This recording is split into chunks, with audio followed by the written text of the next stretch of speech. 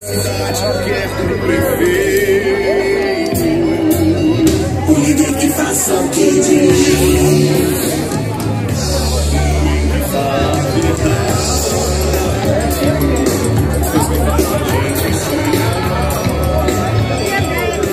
Que traz também a esperança.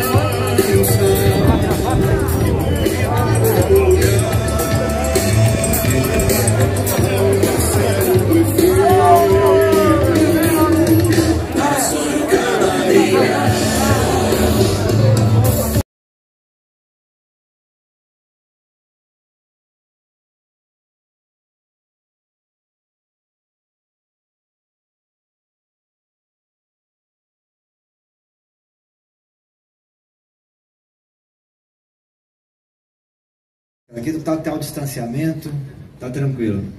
Eu quero dar um abraço apertado em cada companheiro e companheira que está aqui hoje.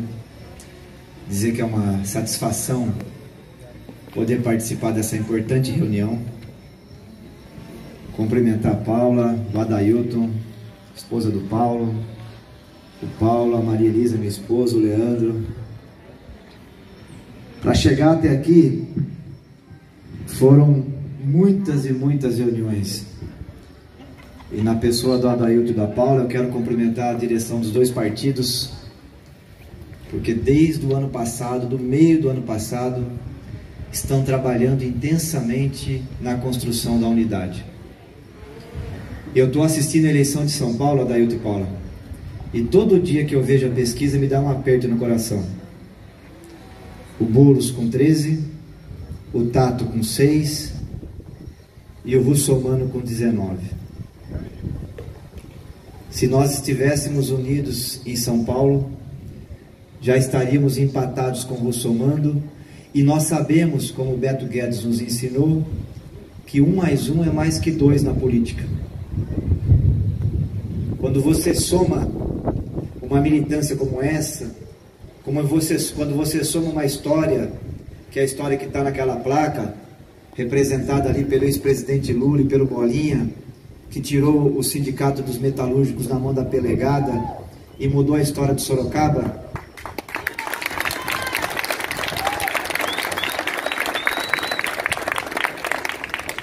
Quando a gente soma na política, 1 mais 1 é muito mais do que 2.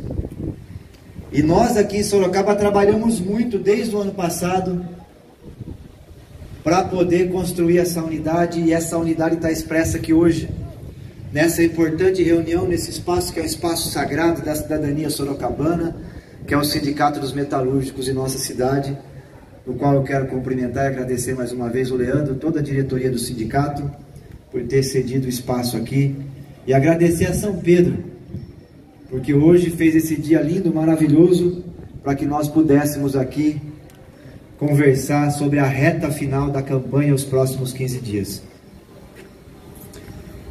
Eu quero tratar de 2 assuntos aqui hoje. O primeiro é por que nós estamos aqui. Porque para nós não é só uma eleição. A música que levou o Allende à vitória eleitoral no Chile, ela falava que não se trata só de eleições. Para nós a mudança no Chile é muito maior, é uma mudança na sociedade, não é apenas uma vitória eleitoral. E essa eleição para nós não é apenas uma eleição, ela se trata de iniciar no nosso país um movimento para a retomada do Brasil para o povo brasileiro. E nós queremos que a Prefeitura de Sorocaba faça parte dessa retomada nacional.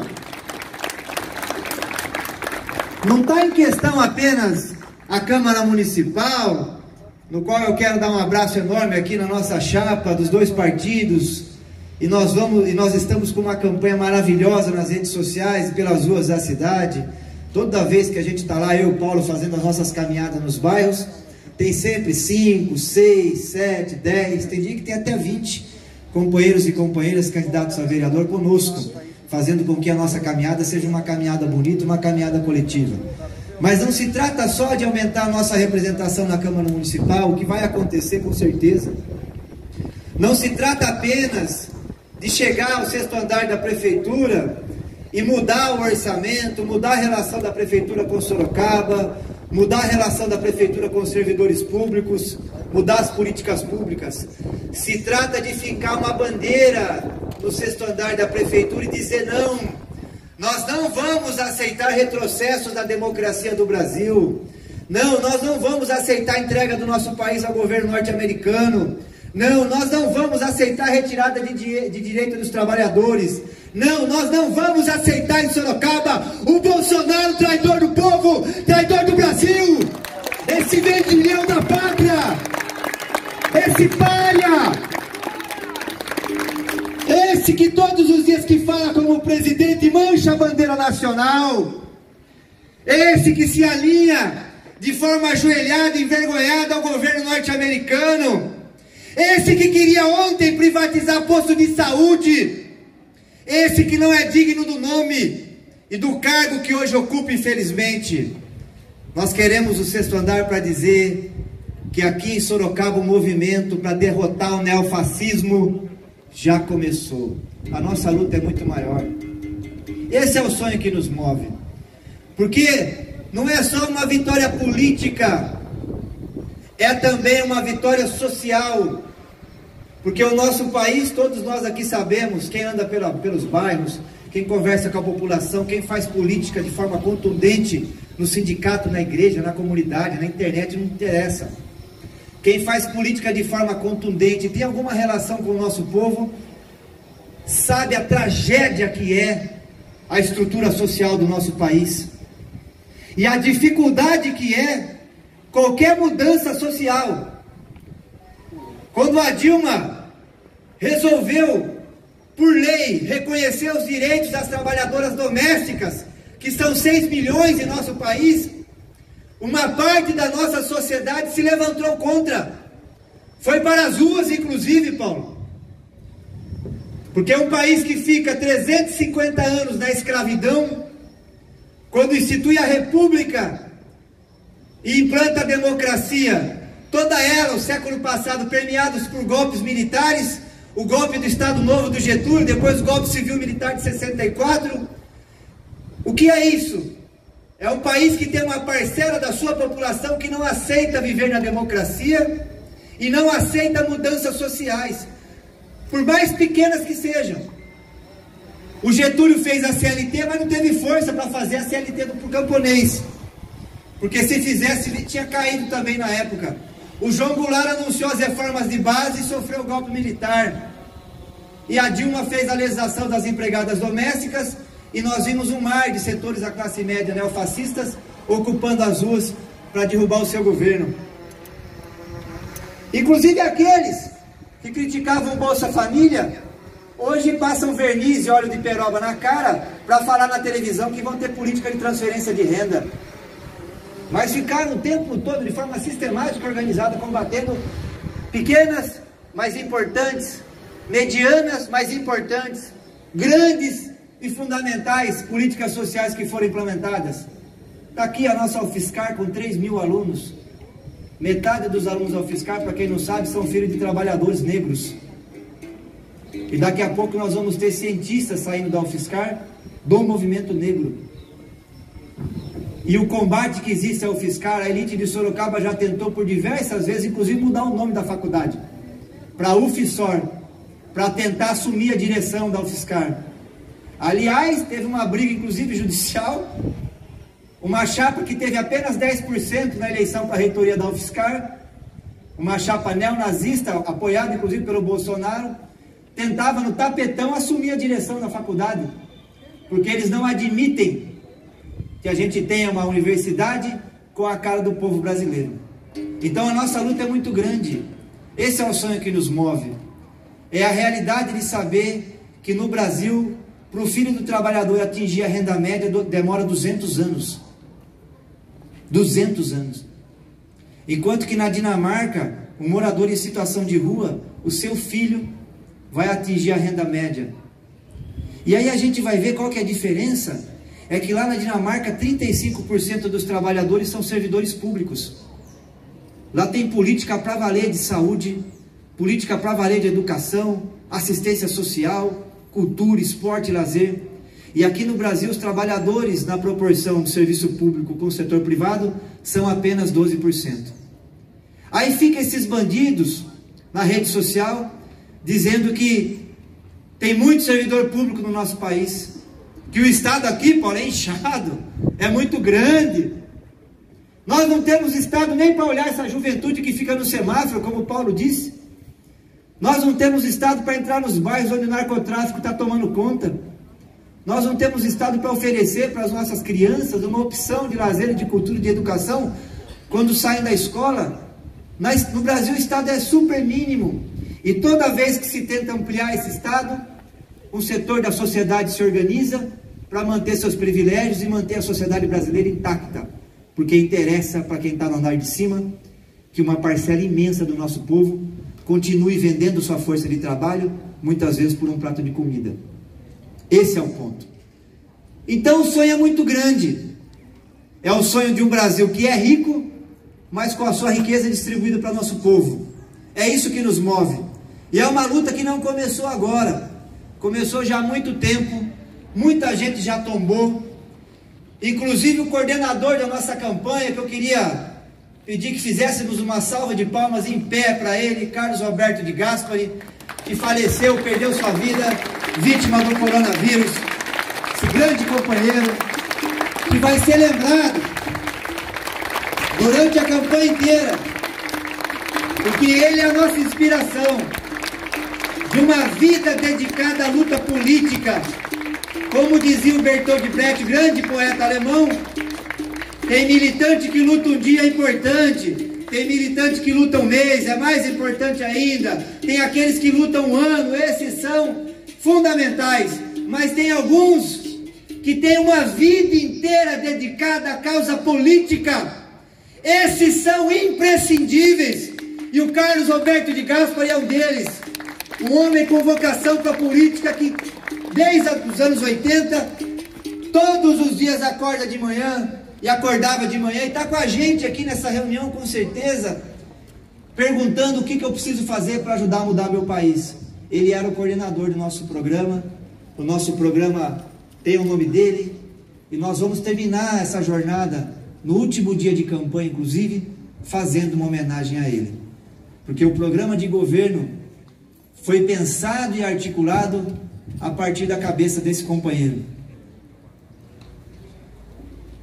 Então nós temos um sonho, temos um propósito, estamos aqui há muito tempo e temos um plano para enfrentar essa situação. Porque diferente dos outros candidatos que contrataram marqueteiro para fazer o programa de governo, e cada dia eles mudam, né? O Manga agora saiu com um negócio, eu achei curioso, Paulo, ele quer fazer um tal de um CAD, que é para criar uma secretaria para buscar emenda parlamentar em Brasília. Quando o Crespo contratou uma funcionária para ficar em Brasília, nós já fizemos uma crítica imensa. Porque, pô, quem tem que fazer isso é o próprio prefeito, são os secretários, são os deputados da região. Você percebe que foi pedido para um marqueteiro puxar na gaveta, arruma um projeto aí para mim, para colocar na televisão, para dar impacto. E aí o marqueteiro foi lá e deu, e ele leu no teleprompter o projeto, nem sabe o conteúdo do negócio. Ele está defendendo na televisão imenso cabide de emprego para buscar emenda parlamentar em Brasília. Vocês acham? Ministro tem dificuldade para receber prefeito. Vai receber assessor parlamentar lá em Brasília, esse pessoal vai dormir aonde? Vai ter que pagar o hotel, vai comer aonde? Vai voltar para Sorocaba todo final de semana. Olha o tamanho do custo do negócio desse. Mas está lá no programa. Nós não. Nós fizemos um projeto construído de forma coletiva. Foram quase 100 plenárias virtuais. E todo mundo aqui participou de uma forma ou de outra. E o projeto nós estamos oferecendo agora de forma humilde para a população.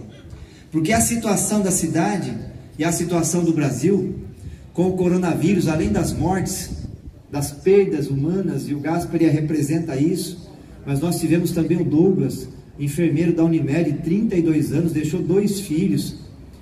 O Nanone, 43 anos, deixou 3 filhas. E todos aqui conhecem pessoas, parentes, amigos. Foram mais de 400 irmãos e irmãs sorocabanas que perderam a vida para a pandemia. E no Brasil, então, meu Deus do céu, a situação é muito mais alarmante. Além do problema sanitário, porque a pandemia paralisou a economia, e aí os bolsonaristas falam, depois da pandemia que piorou a situação. É mentira. Em janeiro a crise econômica já estava instalada. Em 2014, nós tínhamos, Leandro, 211 mil trabalhadores com carteira assinada em Sorocaba. O sindicato aqui tem todos esses dados. No final do ano passado eram 189 mil. Nós perdemos 21 mil empregos em Sorocaba com carteira de trabalho registrada entre 2014 e o começo desse ano. Então a situação já era grave economicamente quando ascendeu a pandemia. E quando você perde um trabalhador que está trabalhando com carteira de trabalho registrada na indústria, junto com esse emprego, você perde também o plano de saúde. Você perde também, muitas vezes, a escola particular, a creche particular. E aí o que acontece? Aumenta a pressão no serviço de saúde, que essa pessoa vai para o SUS. Aumenta a pressão na rede de educação. E também aumenta a pressão, muitas vezes, tragicamente, na segurança pública. Porque a pessoa fica no desemprego estrutural, às vezes a família se desestrutura, às vezes entra no descaminho do álcool, às vezes na droga, para tentar fugir de uma realidade duríssima.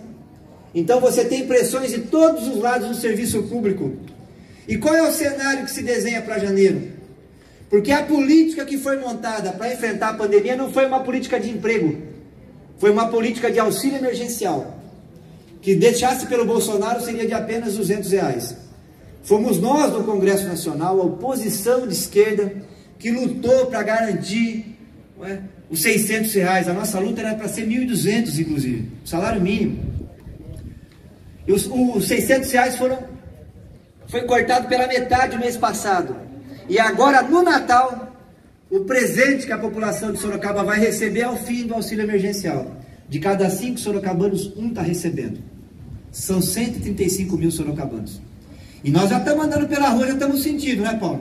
Você está fazendo caminhada no bairro, você encontra um morador e fala, olha, já estou precisando pedir arroz e feijão para o vizinho para poder cozinhar em casa. Porque os 600 agora virou 300.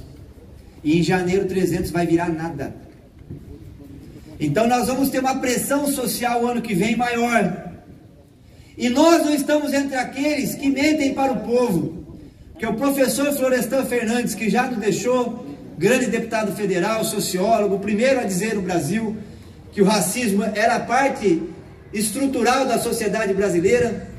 Sociólogo Florestan Fernandes, filho de uma empregada doméstica, que foi para a escola com 17 anos, que hoje está entre os grandes sociólogos do mundo. Ele disse uma coisa que eu carrego para mim como uma espécie de mantra. Dizia o Florestan Fernandes, um militante ele não pode fazer 3 coisas. 3 coisas são fundamentais para todos nós. Ele tem que estar sempre junto com o povo, tem que manter contato permanente com o povo e nunca pode mentir para o povo. Nós não temos direito de mentir. E qual é a mentira que nós não podemos contar nessa eleição? Que tem dinheiro sobrando na prefeitura. Não tem. A crise é grande. A previsão de queda na arrecadação é entre 7% e 10%. Porque tem uma crise aí. Nós já sabíamos disso. E montamos um plano para enfrentar a crise. Porque o que a Maria Lúcia vai fazer? A Maria Lúcia vai fazer o que o Dória está fazendo. O que o Dória está fazendo em São Paulo? Ele está cortando nas áreas sociais. Acabou de fechar o CDHU, inclusive. Demitindo funcionário público. Anunciou a demissão de 5.600 funcionários públicos. E arrochando o servidor público. Aumentou o IANSP agora, recentemente, inclusive, a contribuição de saúde dos servidores. Já aprovaram a reforma previdenciária estadual, contribuição de 11% para 14%. Na crise de arrecadação, o PSDB está fazendo mais do mesmo, empurrando a crise para a população e para o funcionalismo. O que a Jaqueline está fazendo na crise? Porque ela está na prefeitura, apesar de ela passar uma imagem na televisão de como se fosse oposição. É um programa eleitoral mesmo esquisito, para dizer o mínimo, da Jaqueline, né? Ela fala da segurança pública como se não estivesse na prefeitura. Se você olhar a peça orçamentária da Jaqueline para o ano que vem, está lá. Mais o mesmo. Corte de 30% na cultura, 28% no esporte, 3% na saúde. Nenhum tipo de previsão de novos concursos públicos, nada. A Câmara já barrou o aumento da contribuição previdenciária dos servidores municipais de 11% para 14%. Mais do mesmo. E o Manga, o que propõe? O Manga é mais ao quadrado. Porque tem um núcleo que está com ele, que é neofascista. É contra tudo que é público. Aliás, é a crise que ele tenta administrar e vender para a população que não existe essa crise dentro do núcleo da campanha dele. Ele fugiu do debate dos servidores públicos porque ele não consegue administrar a crise que está instalada lá. E qual é a crise que está instalada lá? Ele tem uma base social popular que está concentrada nas igrejas evangélicas, de pessoas do povo, que nós vamos ter que conversar, inclusive, nesses próximos 15 dias.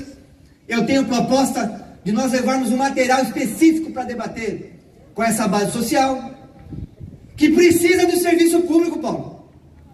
São pessoas simples, trabalhadores, muitos deles, inclusive, microempreendedores individuais, autônomos, ou no desemprego estrutural, no desalento há muitos anos, que precisam, inclusive, da igreja como uma entidade social, para que aconteça ali a solidariedade, é uma demanda social necessária, e é base social dele.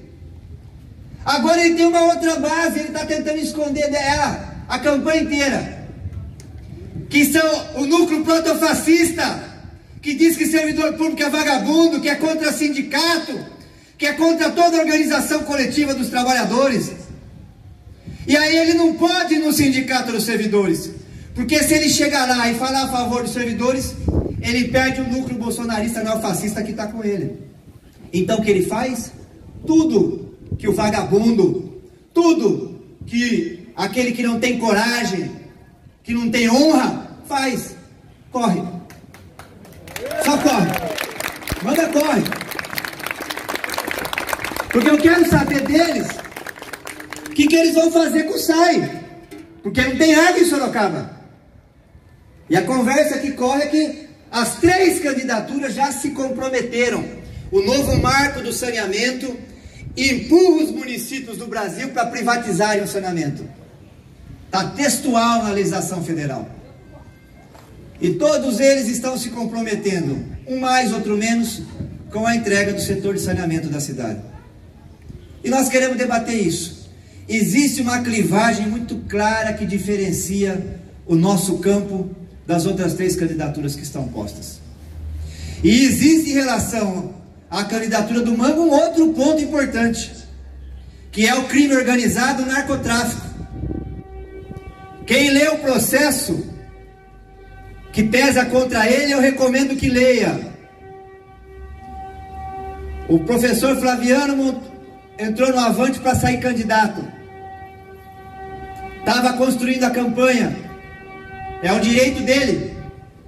Nós temos hoje na República, todos têm direito à voz pública, à palavra pública e direitos iguais perante a lei. Então todos podem participar do processo eleitoral. Pelo menos é o que diz a lei. No caso do Lula, a lei não valeu, porque o nosso país hoje não respeita nem o processo democrático. Mas Flaviano estava caminhando com a sua campanha. Aí teve uma reunião em São Paulo, entre o braço direito do Manga em Sorocaba, Cícero João, Sassá, que é o braço direito do Cícero João, uma pessoa inclusive que ele ajudou durante anos financeiramente, e fizeram uma composição com o Avante. Segundo o Sassá, em depoimento ao Ministério Público, foi feita a compra do partido. Está lá, essa semana vai julgar. Aí o diretório estadual do Avante, como o Avante em Sorocaba é comissão provisória, o diretório estadual do Avante mandou um ofício aqui, destituindo a candidatura do Flaviano e empurrando o Avante para a composição com o Manga. Sassá começa a se reunir com os candidatos a vereadores do Avante, preocupados, como é que fica a eleição. E uma das reuniões que durou 2 horas, o depoimento está no Ministério Público, Sassá bate no peito e diz: Cícero João, braço direito do Manga, anda com malotes e dinheiro, 2 milhões, 3 milhões, 4 milhões. Compra deputados e é responsável pelo caça-níquel em Sorocaba. Não precisa dizer muito. Nós sabemos quem é que organiza o caça-níquel no Brasil. Nós estamos em vias em Sorocaba de caminhar para o que aconteceu no Rio de Janeiro. O que aconteceu no Rio de Janeiro? Aconteceu uma associação entre a política e o crime organizado e a milícia. E esse pessoal não mede esforços, porque para eles não existe debate político, para eles existem inimigos, inclusive que na discussão, se preciso for, elimina-se. O que aconteceu com a Marielle Franco no Rio de Janeiro? Um assassinato que vai caminhar já para 3 anos, sem resolução. Lá no Rio de Janeiro, uma pessoa do povo, Paulo, não pode ir na porta do posto de saúde protestar, porque o Crivella montou guardiões do Crivella, e é os bate-pau que ficam na porta do posto, ameaçando as pessoas do nosso povo. Então não pode ter protesto. Isso aqui não sou eu que estou dizendo, isso aqui foi dito no Fantástico, está tudo documentado. Esse partido republicano, que é o partido que esse pessoal está se alojando, em São Paulo, na campanha do Russomano, até o PCC está dentro. Isso não sou eu que estou dizendo, é matéria de capa do jornal Folha de São Paulo. Então aqui em Sorocaba, além de uma questão nacional, da derrota de um projeto submisso ao governo americano, da questão social, da derrota de um projeto que é concentrador de renda, da questão democrática, da derrota de um projeto que é antidemocrático, aqui em Sorocaba tem outra questão que se coloca na mesa, que é a derrota do crime organizado. Nós daqui a pouco corremos o risco de ter companheiros nossos que não possam entrar em comunidades da cidade para poder fazer política e conversar sobre os problemas do país.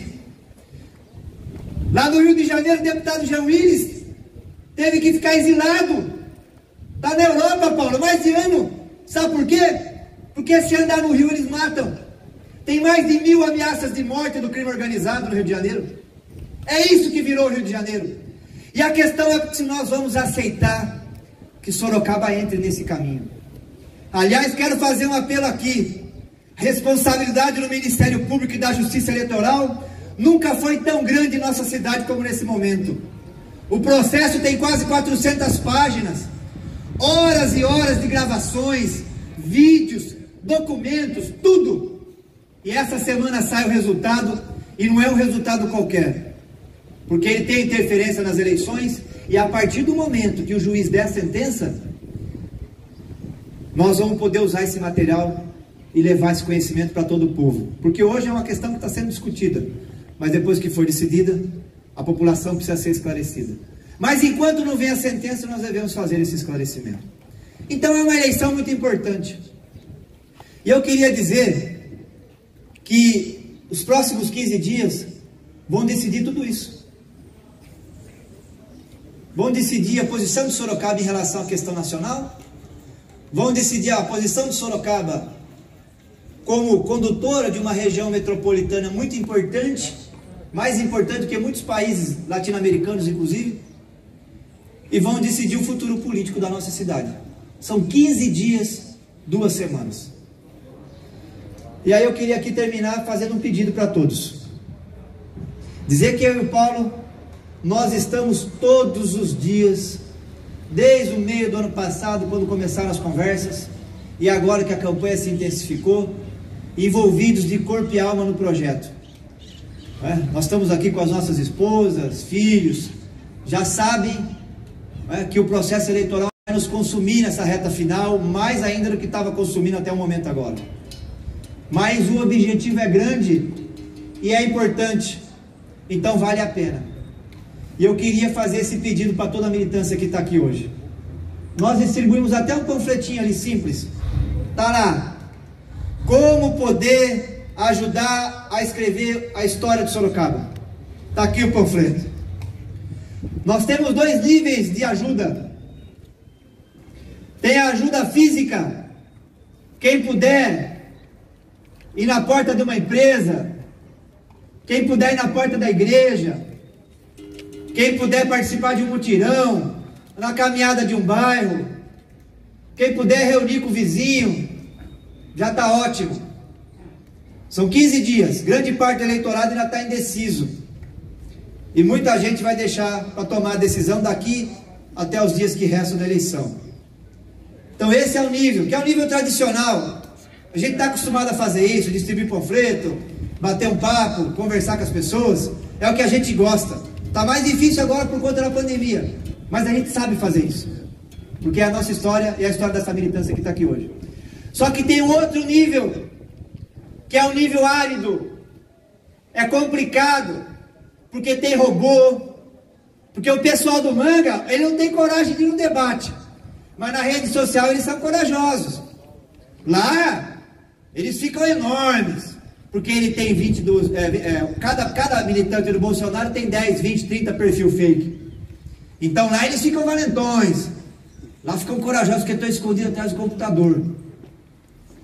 Eu fui numa reunião esses dias, tinha um bolsonarista desses aí. O tal do Vinícius. Estava lá. É um leão na internet. Nossa! O homem na internet sai de baixo. Ué? Parece o Schwarzenegger naqueles filmes.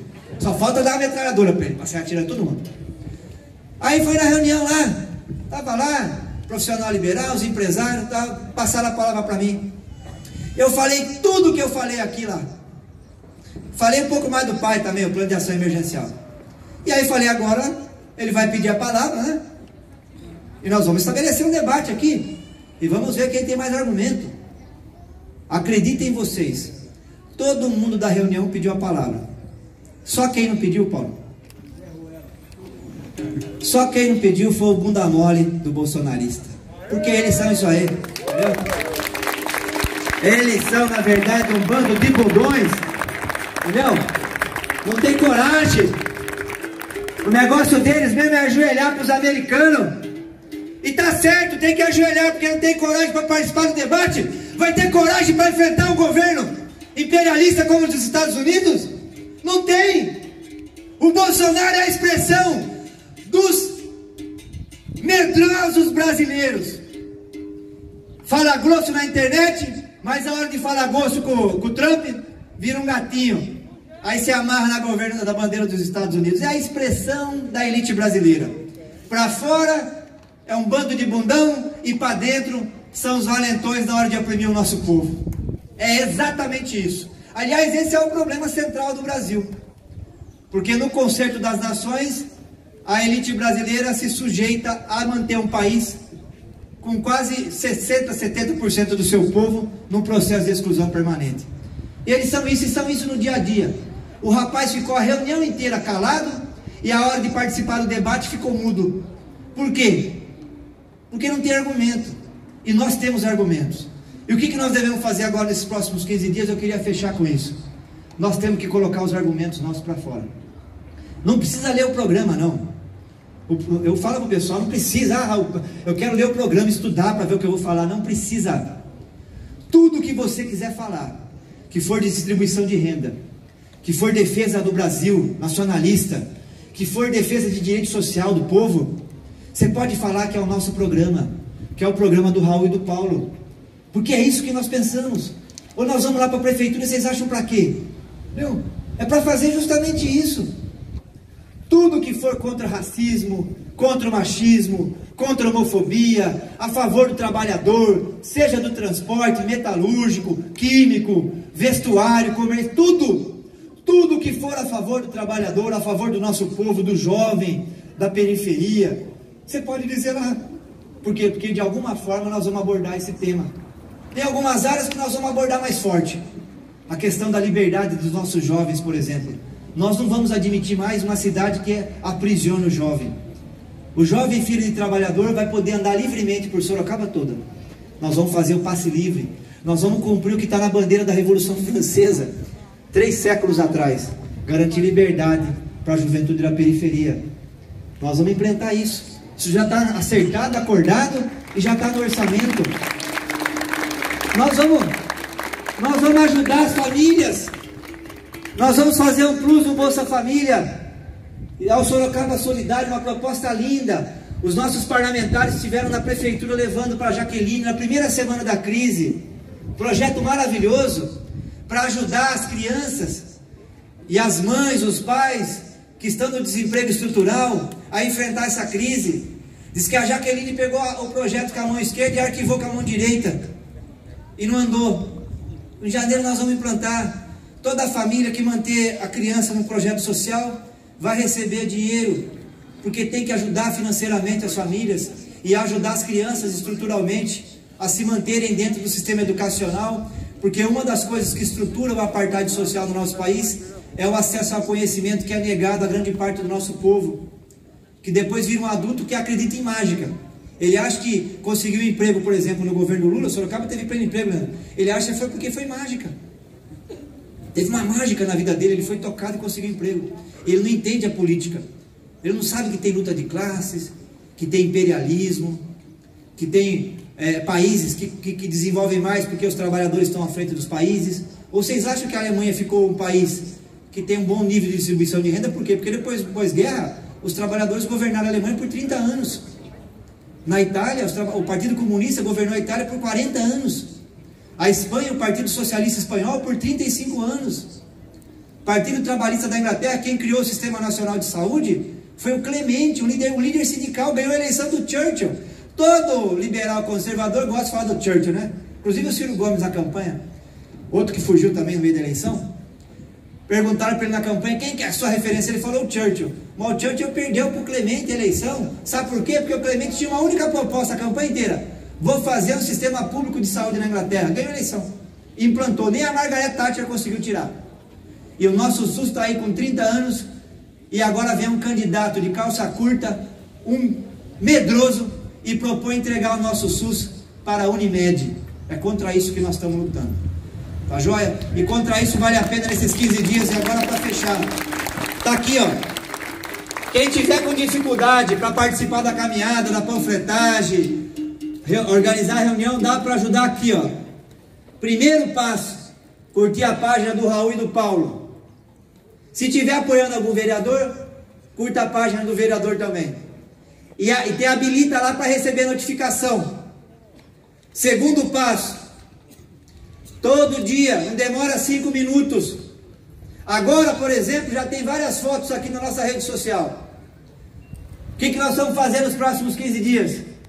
Todo dia, e é todo dia. São 15 dias. É todo dia. Acordou de manhã, tomou café, pega o celular. Em 5 minutos você vai fazer o passo a passo que vai mudar a história de Sorocaba. Você vai curtir o conteúdo que vai estar lá.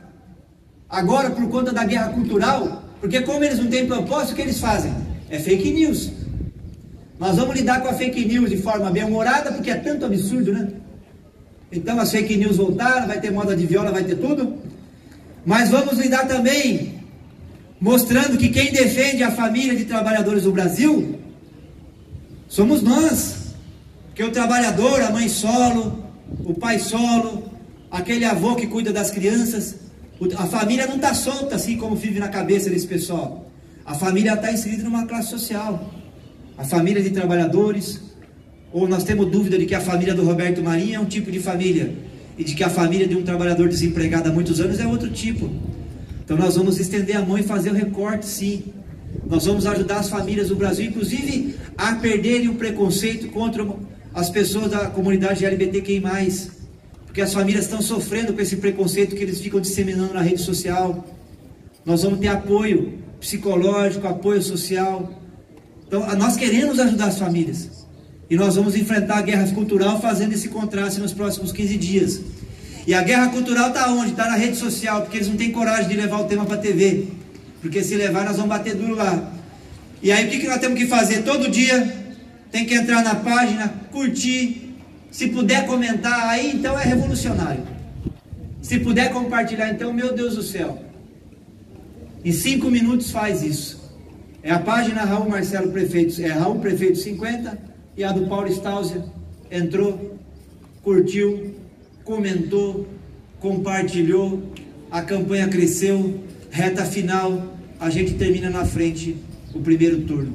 E chegamos em condições melhores para vencer as eleições e mudar a história da nossa cidade. Vale muito a pena. Isso é a nossa vida. Eu acredito que a vida nossa ela tem uma causa. senão a vida perde o sentido. Eu vejo o mundo assim.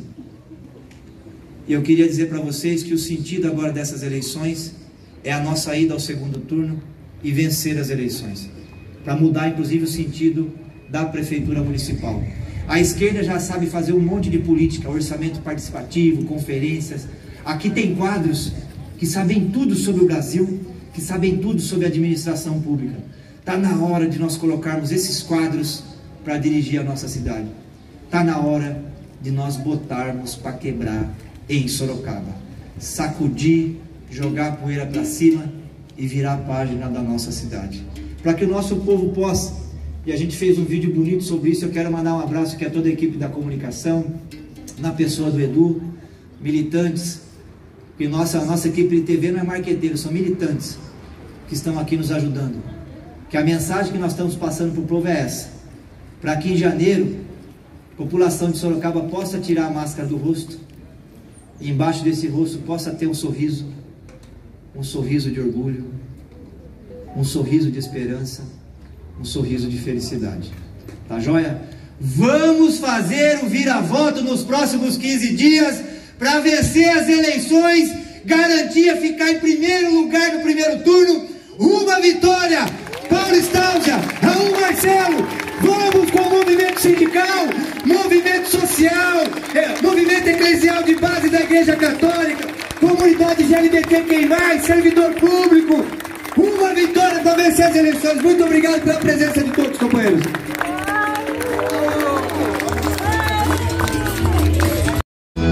Você pensa como eu penso, professor Gerson Lourenço.